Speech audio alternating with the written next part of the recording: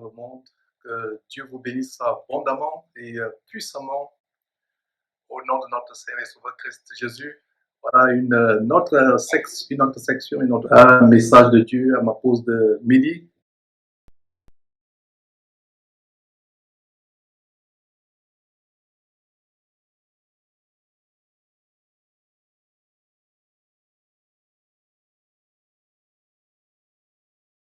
C'est vraiment une grande joie en ce lundi de l'an de grâce 2019. Nous sommes plus précisément du mois.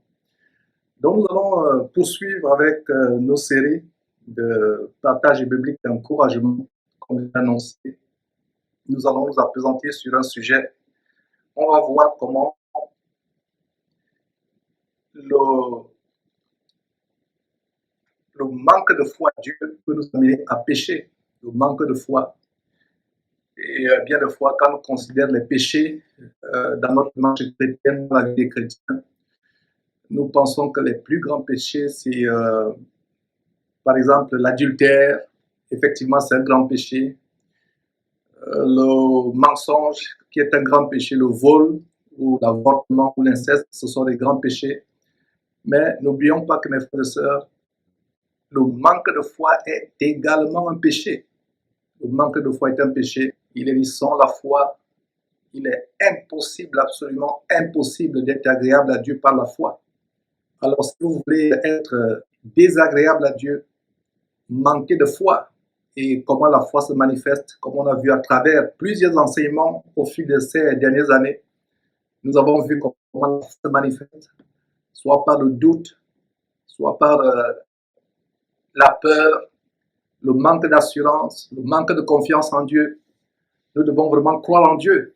Et voilà le sujet que nous aurons aujourd'hui. Et c'était la grande première le week-end passé. Ce week-end, il y a quelques jours, hier et avant-hier, la grande sortie en grande première de ce grand documentaire de Dallas avec le frère Oli Anthony, cet Américain qui, pendant des années, s'est consacré à secouer les baobabs, les sycomores de l'évangile diabolique de la prospérité. Et vous avez été plusieurs à suivre ce documentaire et nous vous prions de le partager massivement. Et pour vous qui avez des amis anglophones, qui parlent anglais, nous avons deux vidéos qui sont disponibles sur le site en anglais de Jésus-Christ TV qui s'appelle Jésus-Christ TV USA. Jésus-Christ TV USA.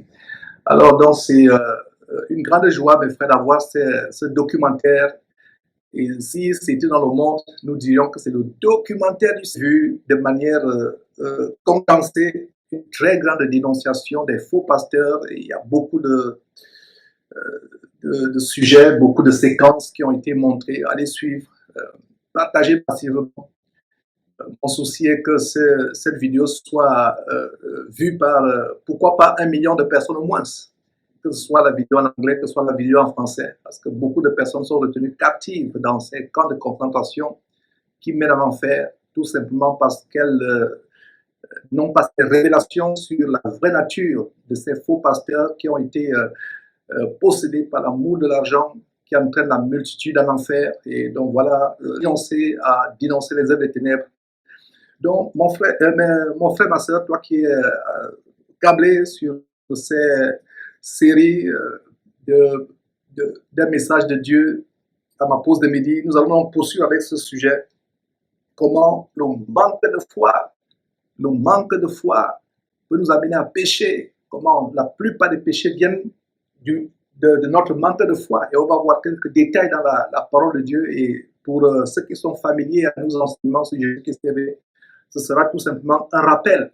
Un rappel, vous voyez comment le fait qu'on manque de foi peut nous amener à pécher. Et vous qui êtes en train de suivre, combien parmi nous ont menti, par exemple, à leurs parents, à leurs patrons, à leur époux, à leur épouse, à cause de la peur.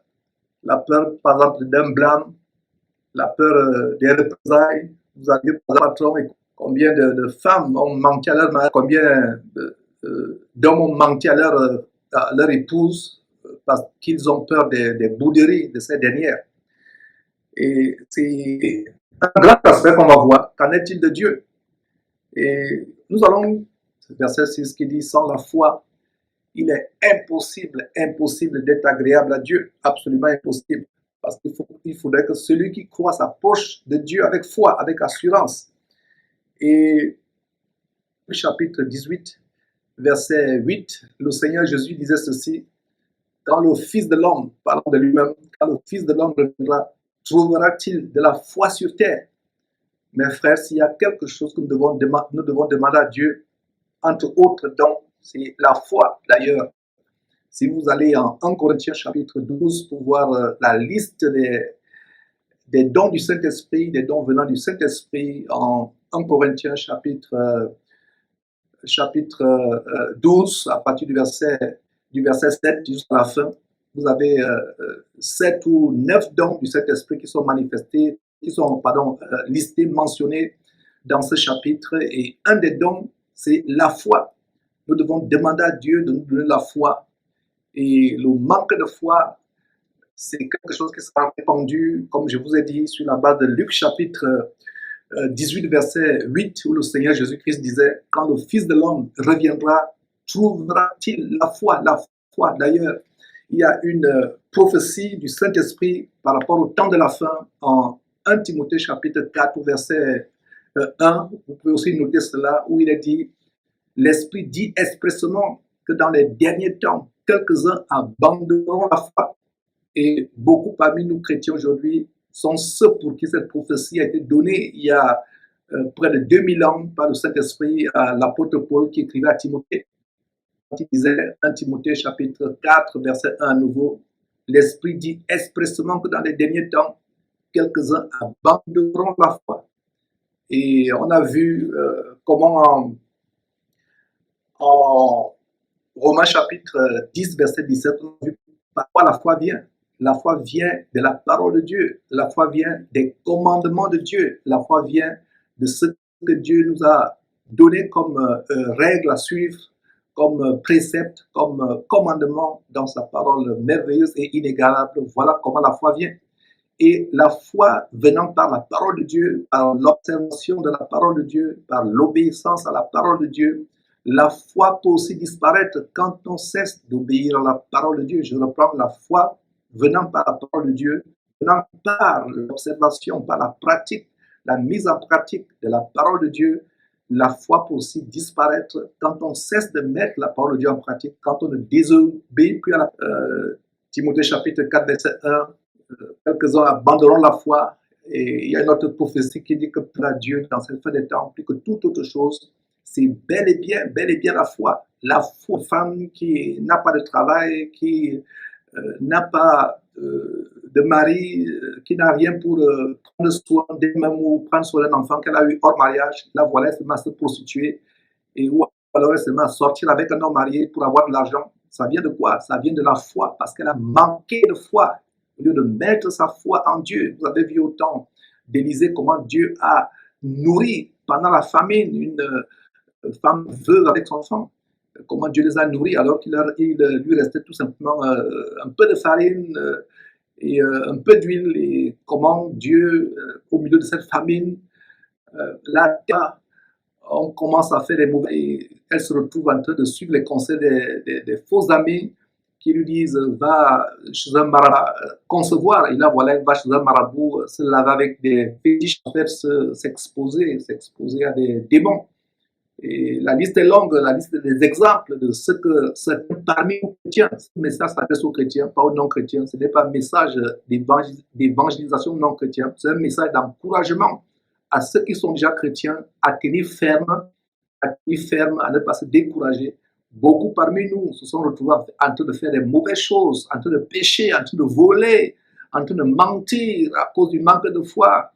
Vous allez chercher du travail, vous avez fait beaucoup d'années, de mois ou d'années après la sortie de votre université au chômage, beaucoup de mois ou d'années au chômage, vous n'avez pas trouvé le travail. Voilà, vous commencez à mettre les choses mensongères, des choses enjolivantes qui ne sont pas produites. Vous commencez à mettre des capacités ou des aptitudes que vous n'avez pas. Vous mettez même des faux diplômes. La liste est longue de comment par le manque de foi. Et je m'adresse aux chrétiens. Chrétiens, comment le manque de foi peut nous amener à faire des mauvaises choses. Et Beaucoup parmi nous ont péché parce qu'ils n'ont pas mis leur confiance en Dieu. Le but de cette exhortation aujourd'hui, c'est de nous parce que Dieu fait des choses inimaginables, Dieu fait des choses tellement grandes. Il opère des miracles dans notre vie. Alors voilà comment vous n'avez pas de travail, vous mentez, ou vous voulez vous rendre dans un pays, peut-être un pays occidental où il y a plus d'opportunités d'emploi. Voilà comment vous mentez dans votre demande de visa, vous produisez de faux documents, etc., etc. Un enfant qui va aller dans une université étrangère qui produit de faux documents, un faux compte bancaire qui n'existe pas, et des choses, la liste est longue. Tout simplement à cause de quoi? À cause du manque de foi. Cela, je reprends, notez s'il vous plaît, que le manque de foi se manifeste par le doute, la peur et l'inquiétude, alors que la foi se manifeste par quoi? La foi se manifeste par le tout premier verset d'Hébreux chapitre 11, le chapitre que j'intitule souvent le chapitre ferme assurance. Notez très bien que la foi, c'est quoi? C'est une ferme assurance des choses pour lesquelles on prie. L'évidence qu'elle vous appartient déjà avant qu'on ne les voit.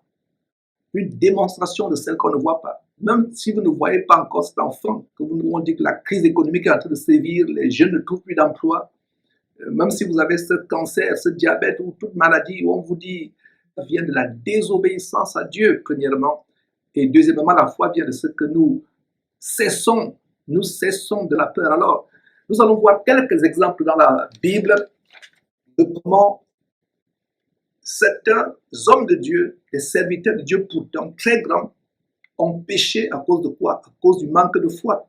Et le premier récit, c'est en Genèse chapitre 12, et d'ailleurs on a vu le livre de Genèse, on a étudié pendant près de 10 mois une étude approfondie qui est disons un coffret numérique d'une trentaine de sections. On a passé au pain fin le livre de Genèse, verset après verset. C'est tout simplement un rappel pour ceux qui sont familiers à nos enseignements sur Jésus-Christ TV, mais pour vous qui êtes nouveaux convertis ou qui avez à peine commencé à lire la Bible, vous pouvez ouvrir avec moi en Genèse chapitre 12. Nous allons voir un premier exemple avec Abraham. Abraham, c'était un homme très grand, un homme de Dieu très grand. Et d'ailleurs, Dieu lui a parlé à plusieurs reprises. Dieu lui a montré de grandes révélations. Dieu lui a fait de grandes promesses. Et Dieu lui a dit, par toi, Abraham, je bénirai toute la terre. Et rappelez-vous de l'histoire du Seigneur Jésus-Christ, le pauvre Lazare qui se retrouve dans une sorte de paradis qui est le sein d'Abraham, alors que l'homme riche se retrouve dans les flammes de feu en train de souffrir. Regardez comment cet Abraham, dans le sein duquel se retrouve Lazare, le pauvre Lazare, c'est cet Abraham qui a eu des moments de faiblesse par le passé. Pourtant, il a eu des moments de faiblesse à cause de quoi? À cause du manque de foi. Et si vous lisez le récit, Genèse chapitre 12, il y a eu une très très grande famine et donc Abraham se retrouve en Égypte à cause de cette famine. Et arrivé en Égypte, qu'est-ce qui se passe? Abraham il s'appelait à l'époque Abram, et plus tard son nom sera changé à Abraham. Donc il est dit au verset 11, chapitre 12, verset 11, il est dit ceci. D'abord au verset 10, il y eut une famine dans le pays et Abraham descendit en Égypte pour y séjourner. Car la famine était comment? Était grande dans le pays. Verset 11, comme il était prêt d'entrer en Égypte, il dit à Sarai, elle s'appelle encore Sarai, plus tard son nom va devenir Sarah. Donc, comme il était, verset 11, comme il était prêt d'entrer en Égypte, il dit à Sarai, sa femme, voici, je sais que tu es une femme belle de figure. Verset 12, quand les Égyptiens te verront, ils diront, c'est sa femme, et ils me tueront et te laisseront en vie. Voilà comment ce grand homme de Dieu, Abraham, qui a été rempli de peur, il a eu un moment de faiblesse, il a été rempli de peur, et nous voilà qui ment, il dit, il fait passer sa femme pour sa sœur. C'est vrai qu'il avait épousé sa parente, mais il aurait pu dire que non, je n'ai pas peur de quoi que ce soit, allons-y avec la foi. Regardez Abraham qui a perdre la foi, et pour ceux qui ont suivi cette série sur Genèse, plus tard Abraham va changer. Il va changer à sa mort, ce ne sera plus la même personne, il va changer à l'issue de cette série, mais là où nous sommes en train de lire, nous voyons un exemple d'Abraham qui, dans un moment de faiblesse, se met à pécher, et il fait passer, il livre sa femme à la prostitution, il fait de sa femme une prostituée, une personne à la prostitution. À cause de la peur, imaginez-vous, à cause de la peur, vous êtes sur le point de livrer votre femme à être souillée par les personnes en Égypte. Alors, verset 12 à nouveau, quand les Égyptiens te verront, ils diront c'est sa femme et ils me tueront et te laisseront en vie. Verset 13, regarde le mensonge de verset 13, dis je te prie que tu es ma sœur, afin que je sois bien traité à cause de toi et que mon âme vive grâce à toi.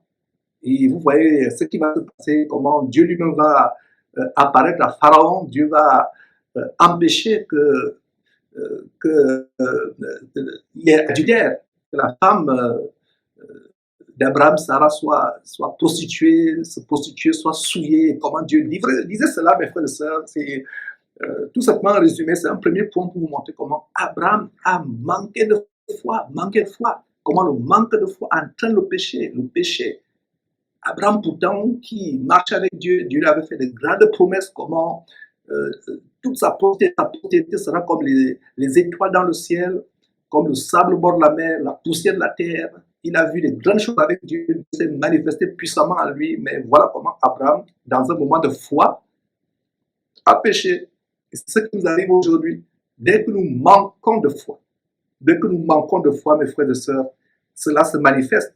Et avant de continuer avec Abraham, nous voyons le cas avec le premier homme, Adam, et la première femme sur terre. Et vous voyez, lisons en Genèse chapitre 3, après on va continuer avec Abraham dans quelques instants. C'est un rappel de Genèse pour illustrer ce sujet d'aujourd'hui, cette section d'aujourd'hui, comment le péché vient du manque de foi. Alors, Genèse chapitre 3, nous pouvons même lire à partir d'Ève, la femme d'Adam, par le serpent ancien.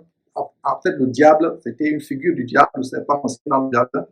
Alors, le serpent, verset 1, Genèse chapitre 3, verset 1, le serpent était le plus rusé de tous les animaux des champs que l'Éternel Dieu avait fait. Je me demande comment les gens peuvent aimer le serpent, une créature. Et la Bible dit que c'était un animal très rusé, le plus rusé de tous les animaux des champs que Dieu avait fait. Il dit à la femme, Dieu a-t-il réellement dit, vous ne mangerez point de tous les arbres du jardin? Et si vous lisez plus haut, vous allez voir comment Dieu avait interdit à Adam de manger l'arbre de la connaissance du bien et du mal.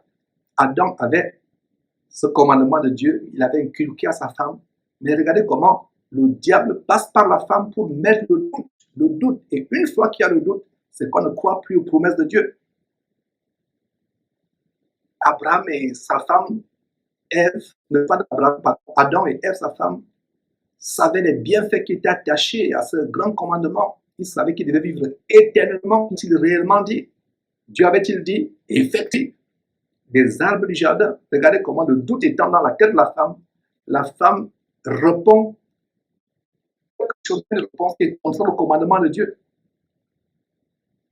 Et verset 3, mais quant au fruit de l'arbre qui est au milieu du jardin, Dieu a dit, vous n'en mangerez point et vous ne toucherez point. Où Dieu a-t-il parlé du fruit? Dieu n'a pas parlé du fruit, Dieu a parlé, vous ne mangerez pas de l'arbre. Qu'est-ce qu'on peut manger d'un arbre? Les écorces.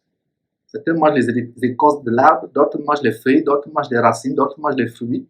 Il y a même au Canada ou aux États-Unis, on mange la sève de l'arbre, un arbre qu'on appelle l'érable, le sirop d'érable.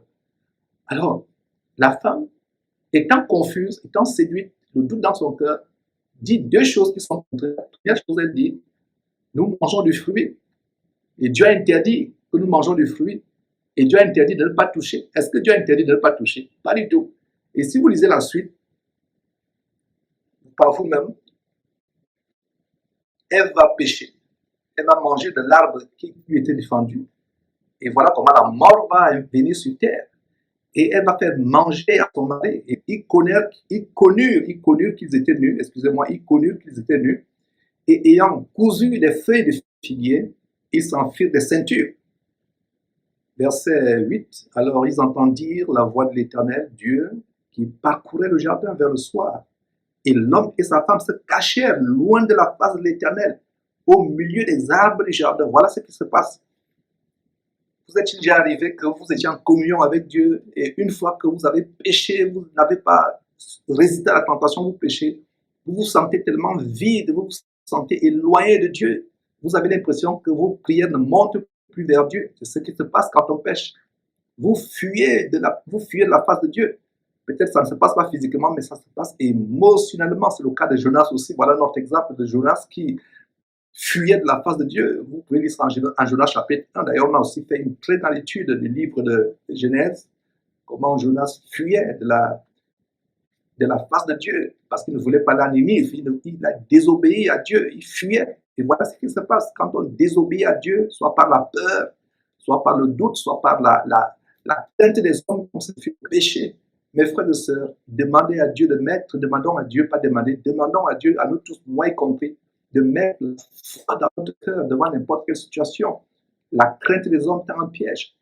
Si vous êtes confronté à votre patron et vous pensez que si vous lui dites la vérité, vous allez perdre votre travail, mon ami, mon frère, ma soeur, dis-lui la vérité. Si c'est la volonté de Dieu que tu perds ce travail, tu vas le perdre et c'est parce que Dieu te réserve quelque chose de meilleur. Mais si ce n'est pas la volonté de Dieu, dis la vérité, tu ne perdras pas ce travail. Même si ton patron te dit de frelater, de faire du faux, de frelater les livres comptables, de faire du faux, de faire des mauvaises choses, résiste, ne succombe pas. Et donc, voyez-vous, mes frères et sœurs, comment Adam et Ève se retrouvent éloignés de Dieu, éloignés de Dieu. Et qu'est-ce que verset 10? L'homme, Adam, répondit, j'ai entendu ta voix dans le jardin et j'ai eu peur parce que je suis nu et je me suis caché. Voilà, le péché nous fait être nus, pas nus physiquement, mais nus spirituellement aujourd'hui. Spirituellement, on se sent tellement vide, on se sent éloigné de Dieu, on n'a même plus besoin de prier.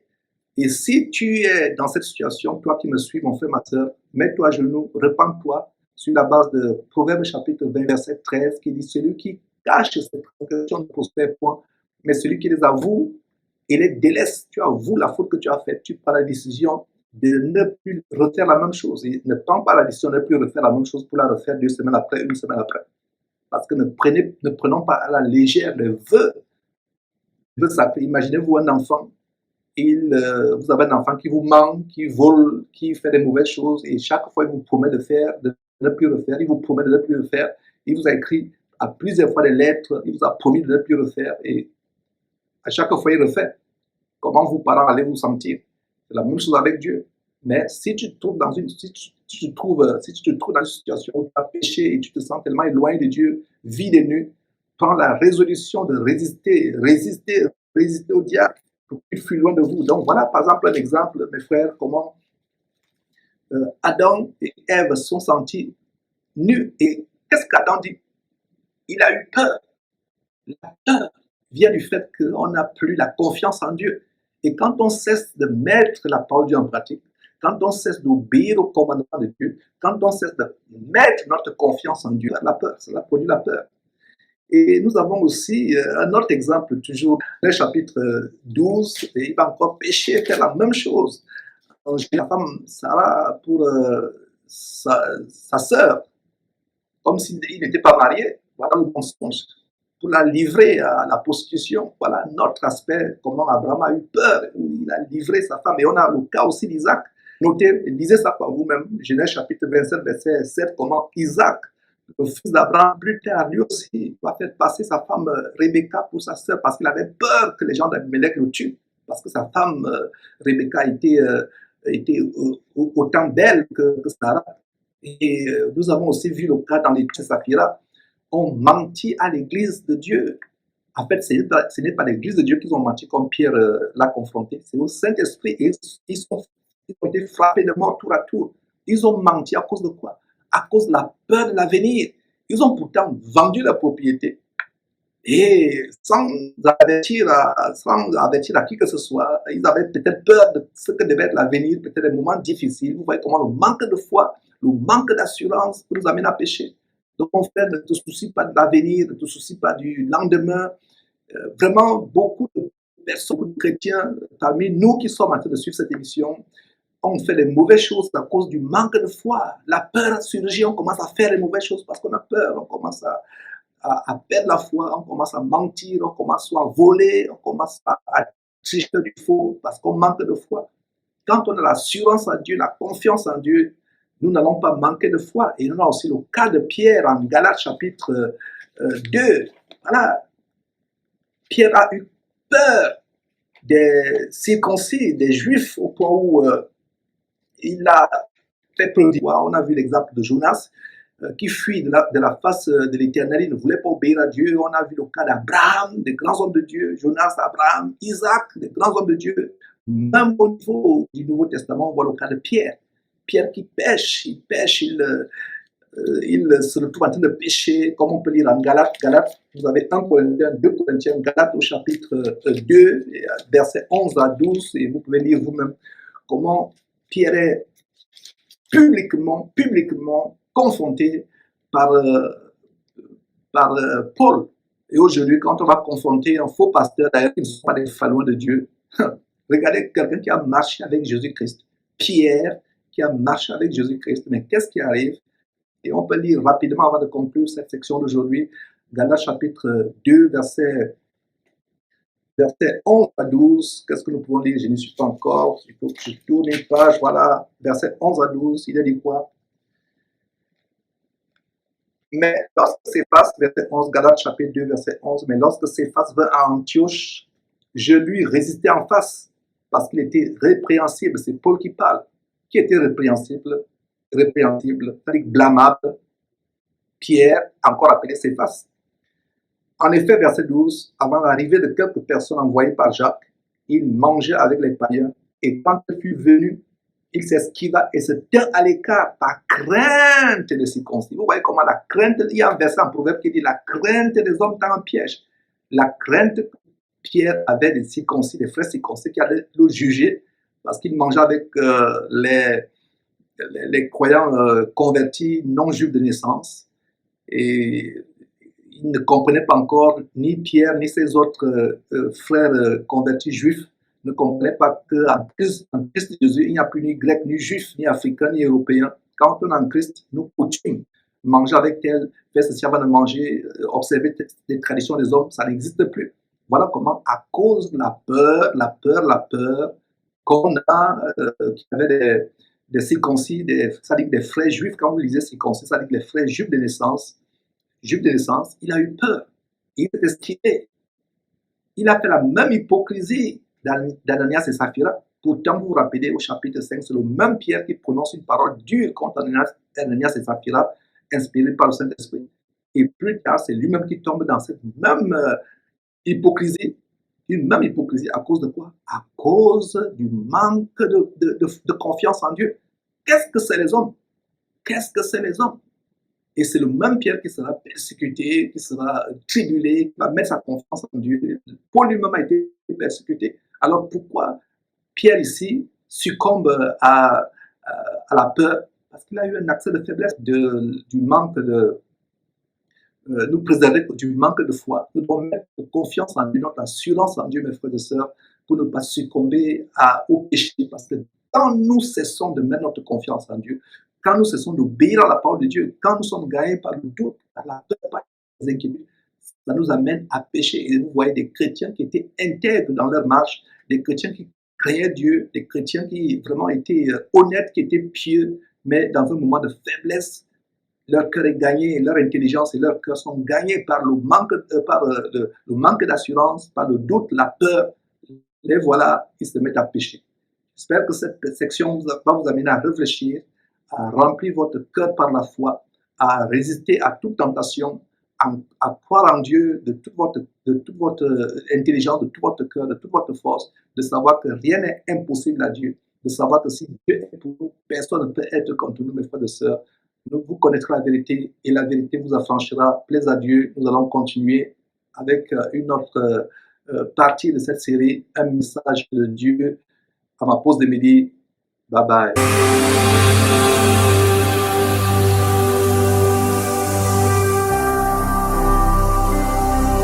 Jésus-Christ TV, vous connaîtrez la vérité et la vérité vous affranchira.